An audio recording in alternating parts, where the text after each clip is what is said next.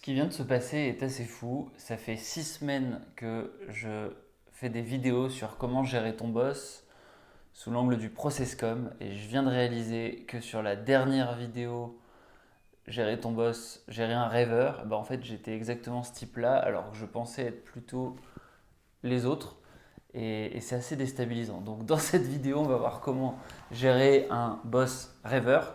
Tu as peut-être reconnu sur cette miniature Antoine BM et Stanislas Leloup, ce sont deux créateurs de contenu très connus. Si tu ne les connais pas, ça sera l'occasion de le découvrir. Et aujourd'hui, du coup, on va voir comment faire pour gérer un boss qui est perdu dans ses pensées, qui a tendance à diverger énormément, qui a tendance à se perdre un petit peu du coup dans ses explications et, euh, et voilà, qui a tendance aussi à prendre énormément de temps pour expliquer les choses. Donc, ce genre de boss-là, c'est potentiellement très intéressant de travailler avec eux. Et en même temps, il faut être au courant de leurs limites, au courant de leurs peurs, au courant de leurs défauts pour pouvoir mieux travailler avec eux, parce que sinon, ça peut être compliqué. En même temps, de prime abord, on pourrait croire que ce sont de mauvais boss. Pourquoi? Parce que quelqu'un qui est introverti, quelqu'un qui est rêveur, qui est dans sa tête, on peut se dire que c'est quelqu'un qui va avoir du mal à s'affirmer, quelqu'un qui va avoir du mal à dire non. À l'inverse, il se trouve qu'il y a des exemples frappants. Alors, je t'ai montré Stanislas Leloup et Antoine BM, mais d'introvertis qui ont été d'excellents leaders. Tu prends par exemple Barack Obama, tu prends par exemple Gandhi. Il y a des tas de leaders qui en fait étaient des introvertis à la base et sont devenus soit des CEO, soit des influenceurs, soit des personnages historiques importants.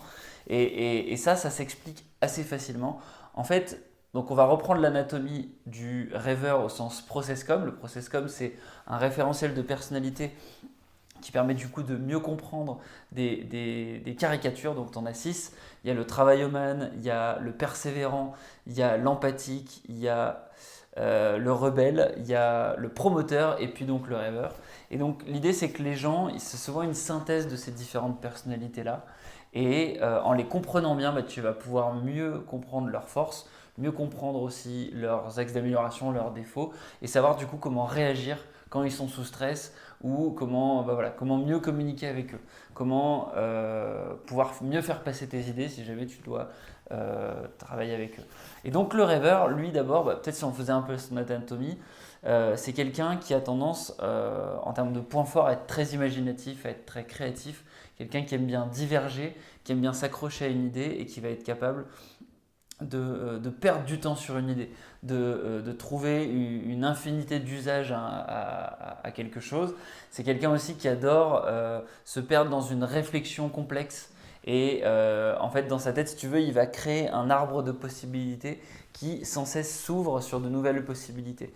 Et donc il peut rester très longtemps comme ça, enfermé dans ses idées, et c'est d'ailleurs un moyen de protection, c'est-à-dire que c'est quelqu'un qui a besoin à la fois de solitude, il a besoin de solitude pour ne pas être perturbé dans sa réflexion, et il a besoin aussi de temps pour pouvoir construire sa réflexion. Donc c'est le genre de personnes, quand tu leur poses un problème, ils vont préférer réfléchir un petit peu tout seul, s'isoler pour pouvoir mieux fonctionner, pour pouvoir te construire quelque chose, d'abord tout seul, et ensuite te proposer une solution. C'est ce genre de personnes-là. Donc c'est le genre de personnes qui aiment vraiment bien conceptualiser les choses. Donc il y a deux qualités fortes. D'abord la créativité, ils vont pouvoir te trouver énormément d'angles différents, de solutions différentes à un même problème. Et ensuite ils vont avoir une qualité aussi de profondeur de réflexion. Quand ils te présentent quelque chose, souvent c'est quelque chose d'extrêmement construit, d'extrêmement élaboré. Et c'est assez intéressant parce que quand tu vois du coup Marketing Mania et Antoine BM, ils ont chacun leur système. Alors, c'est deux créateurs de contenu qui sont assez différents, mais en même temps qu'une pensée assez profonde sur ce qu'ils font.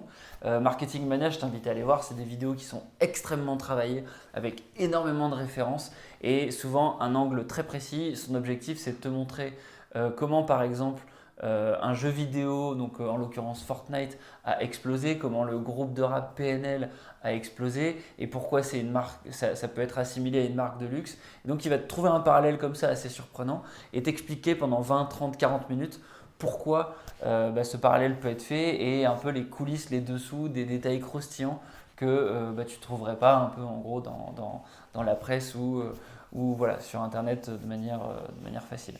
Donc Ça, ce sont les points forts du profil rêveur. Maintenant, les points difficiles, c'est que c'est quelqu'un qui va avoir tendance à s'enfermer, à s'isoler, quelqu'un qui n'aime pas la foule. Donc je t'ai trouvé d'ailleurs cet exemple d'Antoine BM qui évoque son désir de solitude. Je perçois tout ce qui est, tu vois, tout ce qui est le bruit, tout ce qui est la foule, tout ce qui est les peuples. Moi, je vois ça comme quelque chose d'agressif, tu vois, comme quelque chose dont il faut s'éloigner. Moi, j'aime pas être au milieu d'une foule, j'aime pas être au milieu d'une manifestation, j'aime pas les concerts. Parce que je vois ça comme une forme d'agression en fait, tu vois. Tous ces gens, toute cette chaleur humaine, toute cette communion humaine, il y a des gens qui vont adorer ça. Moi, j'ai un ami qui est fan de concerts et qui adore justement cette espèce de marée humaine où tout le monde est à l'unisson. Moi, c'est l'inverse. C'est quelque chose qui me fait flipper, c'est quelque chose qui m'angoisse, c'est quelque chose qui m'agresse. Et donc, je le perçois comme une hostilité et je vais préférer les endroits calmes. Tu vois, j'adore les petits hôtels de charme où il n'y a pas grand monde, où il y a un grand jardin, où tu peux te balader, où c'est cette espèce l'espace privé, disons, est plus important pour moi, en tout cas, je pense, de mon côté introverti, que peut-être pour un extraverti qui aime être entouré, quoi. Voilà, donc c'est assez amusant parce que quand tu le vois sur YouTube, c'est quelqu'un qui a l'air extrêmement confiant, extrêmement sûr de lui, quelqu'un qui affirme des idées de manière très forte. Et pourtant, quand il y a un autre passage dans cette interview que je te mettrai d'ailleurs, je te mettrai le lien en commentaire, où il évoque son enfance, où il évoque le fait qu'avant c'était un grand timide. Et c'est assez amusant puisque Stan Leloup, c'est un peu le même principe. C'est quelqu'un qui était très timide et d'ailleurs, en fait, il a trouvé son salut dans la séduction. C'est ce qu'il a créé en gros comme premier business en ligne, des cours de séduction en ligne. Donc il a appris en gros les codes de la communication, les codes de la séduction et c'est un peu comme ça qu'il s'est libéré, qu'il est devenu un peu moins timide et qui aujourd'hui peut créer Marketing Mania et t'expliquer comment vendre tes idées en ligne globalement. Mais la question c'est comment faire quand tu as un chef qui est comme ça, quand tu as un chef qui est rêveur. Alors le point numéro 1, ça va déjà être reconnaître que c'est quelqu'un qui est très créatif et reconnaître ses forces et se dire que c'est très ambitieux. Typiquement Mark Zuckerberg par exemple, c'était un introverti et donc tu as des tas de leaders qui sont introvertis et qui sont capables d'être des excellents chefs. Pourquoi ? Parce que par rapport aux extravertis, ils vont pas essayer de t'imposer leurs idées. Potentiellement, ils vont t'expliquer en détail leur raisonnement, ils vont challenger leur raisonnement avec toi, mais comme ce n'est pas des gens qui sont extravertis, ils ne vont pas t'imposer, ils ne vont pas essayer de t'imprégner d'une certaine patte. Ils vont partir du principe que toi, tu es capable aussi d'avoir ton propre raisonnement, et essayer de t'inviter à jouer avec eux, à jouer avec les idées. Et donc, c'est des gens qui sont capables de faire émerger des choses des autres plutôt que de pousser tout le temps comme les autres profils du process-com, typiquement le promoteur, le persévérant ou le rebelle, qui sont des gens c'est des leaders qui vont avoir tendance à davantage secouer leurs collaborateurs pour aller dans leur sens plutôt que essayer de les convaincre comme le rêveur qui lui va mettre beaucoup d'énergie sur le raisonnement, sur la réflexion. Donc ça c'est les points forts. En termes de points faibles, comme c'est des gens qui sont très orientés réflexion, ils ont du mal parfois à passer à l'action, ils ont du mal à être directifs. Donc, c'est des gens qui souvent pour se construire vont construire tout un système autour d'eux. Et là c'est très intéressant, Marketing Mania lui pour recruter, il a construit tout un système extrêmement complexe et je trouve qu'il a l'image parfaite d'un profil rêveur puisque c'est quelqu'un du coup qui avant de te recruter il va te faire passer plein de formulaires, plein de questionnements, différents types d'entretiens qui sont totalement à l'opposé de ce qui se fait de manière logique dans les différents entretiens d'embauche. Et donc voilà, c'est des gens qui ont potentiellement du mal à passer à l'action. Et d'ailleurs, je te montre cet extrait de la chaîne YouTube Thomas l'ingénieur qui parle beaucoup de recrutement, qui parle beaucoup de conseils du coup aux jeunes diplômés, aux jeunes ingénieurs. Et il montre un passage où Marketing Mania évoque comment faire pour sortir du lot. Et ce qu'il évoque, c'est assez amusant pour un profil rêveur et je te laisse découvrir l'extrait. Un des conseils qui en ressort, c'est l'idée de overkill. C'est-à-dire qu'il y a des gens qui vont ressortir immédiatement en mode « Ah ouais, cette personne a été au-delà et a vraiment explosé le truc. » Et en fait, tu peux le faire dans plein de dimensions. Donc, par exemple, j'ai un jour un gars qui m'a contacté en disant « Tiens, Stan, j'ai vu dans une vidéo ou dans un podcast que tu parlais du fait que tu serais intéressé pour faire ta chaîne en anglais un jour. » Moi, ce que j'ai fait, c'est que j'ai pris une de tes vidéos les plus populaires, j'ai pris le transcript de la vidéo, donc la transcription, je l'ai traduite en anglais, et puis après, je l'ai retournée en anglais en faisant moi-même l'acteur. et j'ai fait le montage, etc. Donc, en fait, j'allais pas publier cette vidéo, hein. Mais le gars, ok, bah c'est bon, littéralement, tu vas à la dernière étape, on s'appelle demain parce qu'il a fait un effort que personne n'a fait. Je candidate pour quelqu'un. Moi, ce que je ferais, par exemple, c'est analyser un petit peu tout ce que cette personne a fait et essayer de trouver un projet dont elle a parlé et me dire, ok, voilà, un projet. Il y a tout le monde, tout entrepreneur, tout business, tout manager, etc., a un projet où tu as envie de le faire et ça te ferait kiffer, etc. C'est un projet du cœur. Si tu peux trouver le projet du cœur ou trouver un élément. Ou alors, je trouverais je me dirais, bon, tiens, par exemple, Stan, Marketing Mania, il n'est pas sur Instagram, il n'est pas sur TikTok, etc.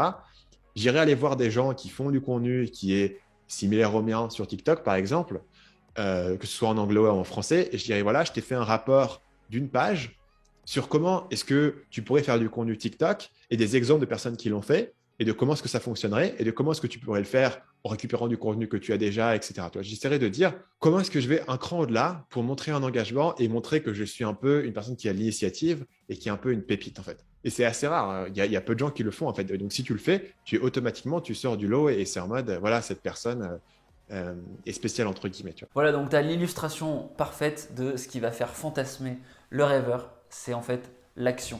Le rêveur, il a tendance à imaginer, à visualiser les choses, mais à ne pas forcément passer à l'action. Et là, c'est exactement ce qu'explique Marketing Mania. Un jour, j'ai parlé dans un podcast ou dans une conférence le fait de traduire mes vidéos en anglais, et puis il y a quelqu'un qui est arrivé, qui a pris cette idée et qui l'a exécutée. Donc, moralité, si tu travailles avec des profils rêveurs, bah, le mieux, c'est que tu montres que tu passes à l'action, que tu prennes leurs idées et que tu les exécutes de la meilleure façon. Et donc, la difficulté, ça va être de ne pas t'enchevêtrer, de ne pas te perdre dans leurs réflexions, de ne pas te perdre dans leurs divergences, mais au contraire de savoir saisir les pépites qui vont t'envoyer, parce que comme c'est des gens qui divergent, ils vont avoir tendance à potentiellement t'envoyer plein de bonnes choses. Et du coup, toi, il va falloir vraiment essayer de saisir l'essentiel et essayer d'être orienté à action. Et donc, notamment quand tu es confronté à un problème difficile, quand tu es confronté à un certain stress, il va falloir essayer de les inviter à l'action et il va falloir essayer de les cadrer pour ne pas perdre de temps, ne pas trop se situer voilà, dans l'abstraction, mais vraiment plutôt dans l'action. Voilà, donc moi ça a été assez surprenant cette vidéo. D'abord parce qu'au début je ne pensais pas parler directement d'Antoine BM et de Stan Leloup.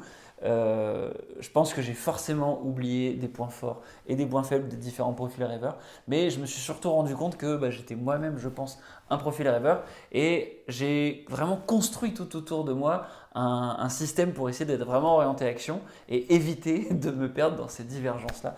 Et donc voilà, c'est assez surprenant. Comme quoi on peut découvrir des choses en faisant des vidéos YouTube sans forcément le faire pour soi à la base. Voilà, écoute, moi n'hésite pas à me partager ta propre expérience, si tu as pu travailler avec des profils rêveurs, est-ce que tu as été confronté au même problème que j'ai pu décrire, à savoir le fait qu'ils se perdent dans leurs explications, etc. Comment tu as fait pour faire face à ça et puis voilà, si j'ai oublié des choses, n'hésite pas aussi à les mentionner en commentaire et moi je te dis à la prochaine, ciao ciao.